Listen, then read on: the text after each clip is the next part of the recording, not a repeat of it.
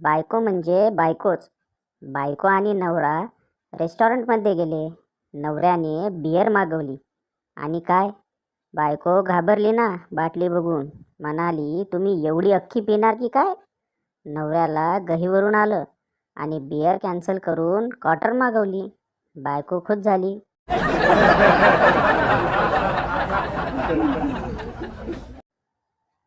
एकदा एक प्रतियोगिता सुरू असते. विषय असतो नशीब, सुख, समाधान हे 3 शब्द. असे लिहा की ते एकाच वाक्यात कळले पाहिजेत. बराच वेळ विचार करून मी लिहिलं, बायको माहेरी गेलीये. आयोजकांनी अक्षरशः मला वाजत गाजत स्टेजवर नेलं राव. आणि त्यांच्या डोळ्यातून आनंदाश्रू असतानाच विचारलं, कसं जमलं हे?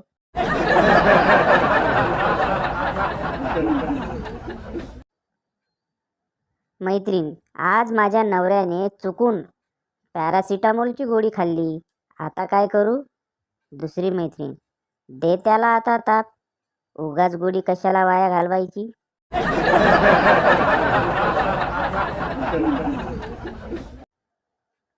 चिंगी, अय्या, नवीन नेकलेस कितीला पडला ग? पिंकी, 3 दिवसांचा अबोला, 2 दिवस आदळापट आणि 4 दिवसांचं अळणी जेवण. खेळ खाल्लास?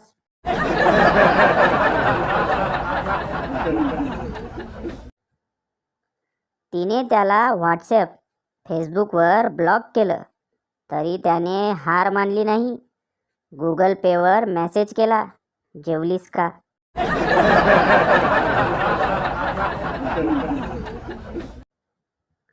दोन मित्र एकाच परीक्षेत दुसऱ्यांदा नापास होतात. पहिला, जाऊ दे यार, चल आत्महत्या करू.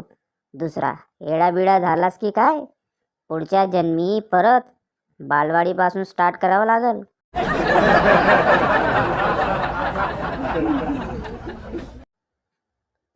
घरात बायकोने फरशी पुसल्यावर असं चालावं लागतंय जसं काय आतंकवाद्यांनी बॉम्ब पुरलेत. एक चिडलेला नवरा.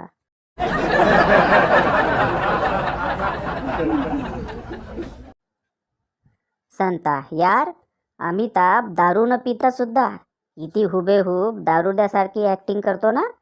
बनता, अरे भाऊ, दारुड्याच्या ॲक्टिंगपेक्षा दारू पिऊन घरी गेल्यावर दारू न पिल्याची ॲक्टिंग करणे जास्त अवघड आहे.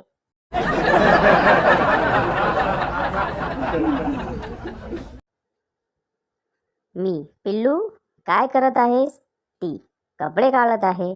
मी, वाव, पिक पाठव ना प्लीज. ती, अरे नालायका, दोरीवरचे कपडे काढत आहे, वाळले ते.